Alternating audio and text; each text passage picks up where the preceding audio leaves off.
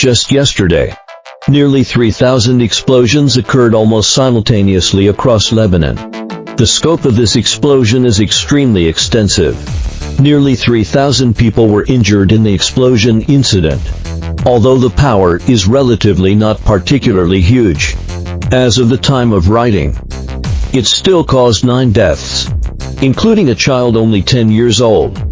The most bizarre thing is that the bombs in this explosion case were actually hidden in 3,000 pagers across Lebanon and were detonated simultaneously. Regarding this explosive news, I believe that netizens have already learned about it from official reports. Here I will not repeat it too much. I will just point out the key points for everyone. First, judging from the power of the explosion, this is definitely not a simple lithium battery explosion. Obviously, someone placed explosives in 3,000 pagers and detonated them simultaneously by remote control. Second, these pagers are very likely to have been mixed with explosives during the production process. And the pagers that caused the explosion come from a Taiwanese brand in China, Golden Apollo. First of all, out of personal hobbies, I come into contact with and use lithium batteries a lot on weekdays, and I have a relatively clear understanding of the power of lithium battery deflagration. At the first moment when I saw the scene, I was able to determine that this incident is definitely not a simple lithium battery explosion, but someone put explosives in the pager, and it is military-grade high-explosive explosives. With only the power of lithium batteries, it is impossible to produce such an effect. According to media reports, it is generally believed that these pagers are implanted with PET and explosives and detonated by remote control, but no reliable source of information is provided.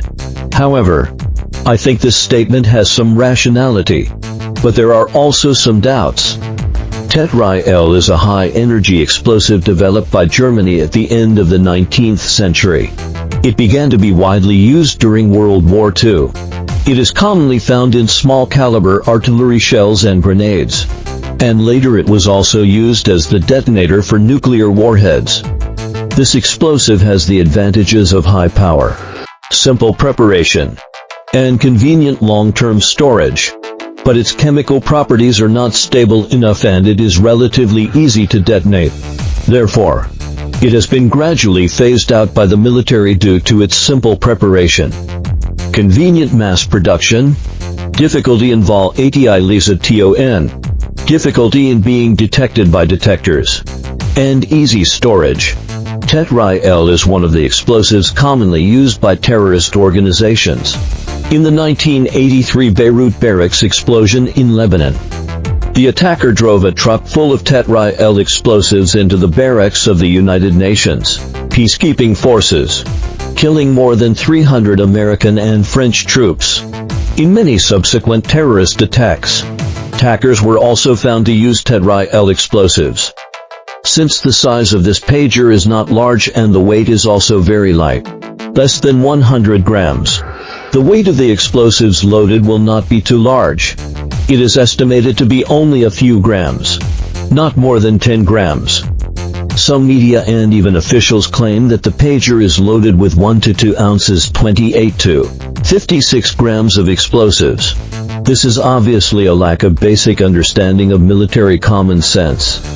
The high-explosive shell-fin shell fired by the German 20mm MG-FFM aircraft cannon during World War II only contains 20 grams of Tetra-L explosives, not to mention how a small pager can fit so much explosives. Just a few dozen grams of explosives are enough to blow up a human body. However, Tetra-L is a secondary explosive. Under normal temperatures without impact, Tetra-L is still relatively stable and will only be detonated at temperatures above 200 C. To stably detonate thousands of such pagers with explosives at the same time, a sufficiently reliable detonation system must be set up, such as micro-detonators, electric spark detonation mechanisms, and so on. Therefore, some media said that the battery was heated to about 95 C, causing the Tetra-L explosive to explode. This possibility is very low. As for some media saying that the explosives were injected into the battery, that is even more nonsense. This pager uses an 18650 lithium battery. Don't say injecting anything into it. Even if it is punctured with a needle, it will quickly explode and burn. In other words, these explosives must be pre-installed inside the pager. Then there is the second point. These pagers are very likely to be mixed with explosives during the production process. Since some of the remaining fragments of the exploded pagers are relatively complete and the model information can still be recognized. Soon some foreign media pointed out that these pagers are products of the Taiwanese brand Golden Apollo model AR924. This pager adopts a built-in lithium battery design, uses a USB-C interface for charging, and has an IP67 waterproof and dust-proof performance. It also has the function of connecting to a computer and transmitting data. This is not the antique we saw when we were young, but a modern pager. According to media reports, these pagers arrived in Lebanon only recently, but the question is, where did the explosives in these pagers come from? In my opinion, there are only the following possibilities. First, someone intercepted this batch of exported pagers and modified them by adding bombs. This statement seems reasonable at first glance. But the problem is that the AR924 pager was not designed to be disassembled. The shell is permanently fixed by two pieces of plastic welded by ultrasonic waves. Even Mossad cannot cut open 3,000 pagers in a short time without leaving traces, implant explosives and detonation equipment, and then restore them to their original state.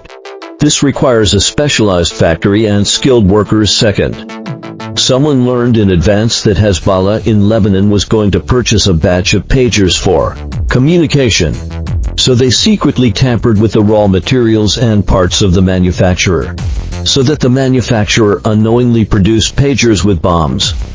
I also think this statement is not reliable. After all, the manufacturer of pagers is not stupid.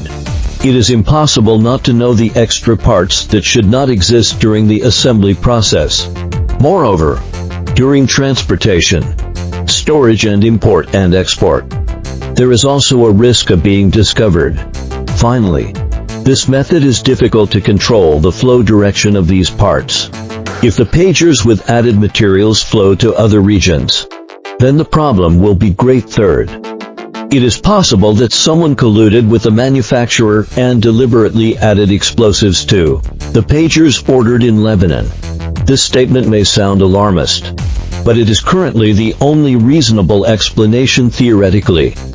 No manufacturer would ruin its own reputation by deliberately implanting bombs in its products to help foreign spy agencies kill people. After doing this, who would dare to buy their products in the future? But what if the other party promises that what they implant is not a bomb, but just listening equipment? What if the management personnel responsible for production are themselves bribed foreign spies and secretly instruct workers to add bombs?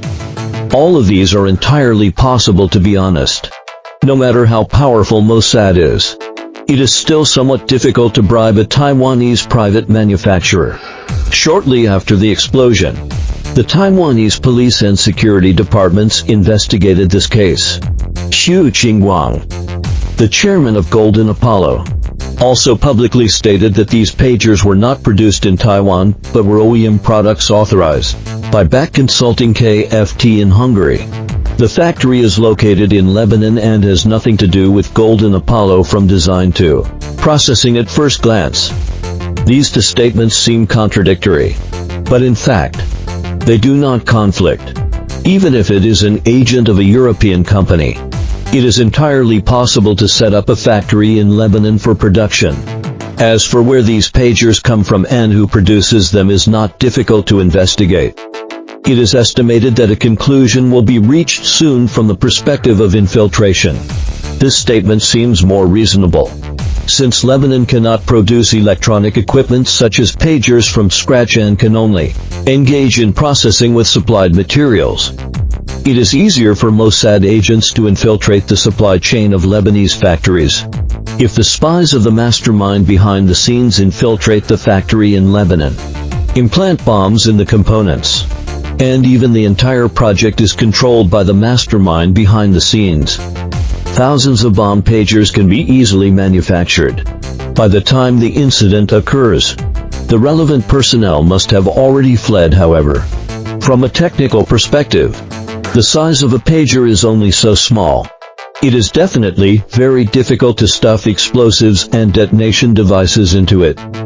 Make the detonation device compatible with the original system hardware of the pager, and detonate the explosives through the pager's signal receiving system. From this point of view, without the guidance of the original factory's technicians to manufacture special hardware and write dedicated control programs, it is basically impossible to complete this task. I even suspect that this batch of pagers was completely designed specifically for installing bombs. As for who is the mastermind behind this incident, is there any need to ask? I'm afraid there is only one organization in the world that would do such a thing: Mossad. Truly worthy of being the originator of world terrorism. Speaking of this, I have to admit that what Mossad did this time is very creative. It can be called an action worthy of being recorded in the history of espionage and has multiple functions, according to foreign media reports. At present, the publicly known victims of the explosion are mainly members of Hezbollah in Lebanon and their families, as well as the Iranian ambassador to Lebanon. Obviously, this is an attack mainly targeting Hezbollah at the beginning of this year. In order to avoid being tracked by Mossad through smartphones, Hezbollah began to use pagers for communication on a large scale. Pagers are a kind of communication device that only receives signals in one direction and is difficult to track and lock. Therefore, they have always been loved by people engaged in secret activities. But after switching to safe pagers, Hezbollah has instead paid a heavy price. The effect of this kind of blow is not limited to how many members and families of Hezbollah have been killed and injured. Instead, it spreads a terrifying atmosphere.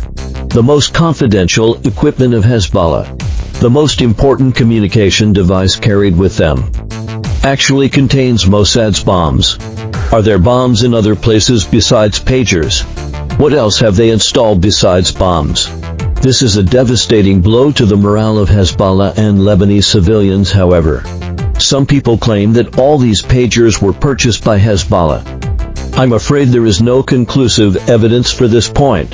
Although mobile phones are already the mainstream communication device globally, there are still a certain number of pager users among the people.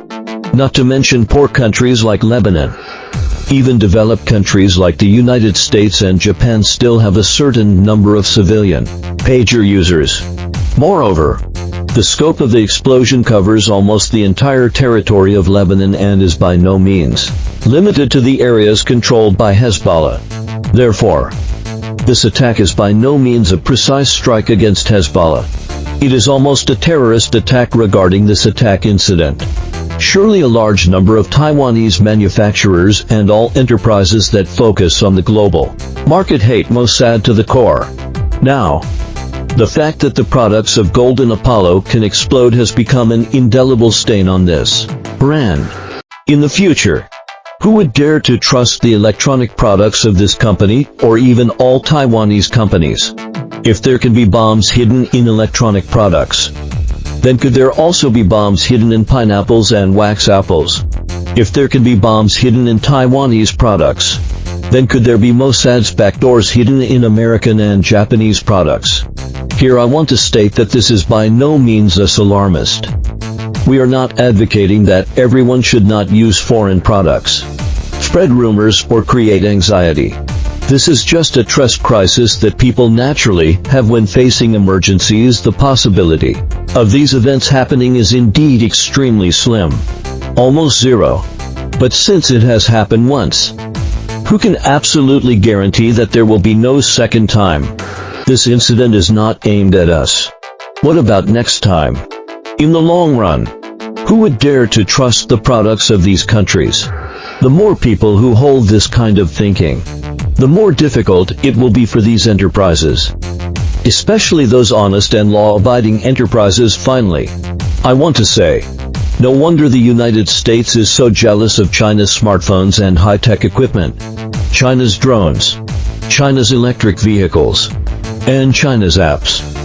It constantly tries every means to suppress Chinese enterprises and Chinese products. It is not because they have found any evidence, but because the United States and its allies must have done these things. They are all too familiar with these tricks.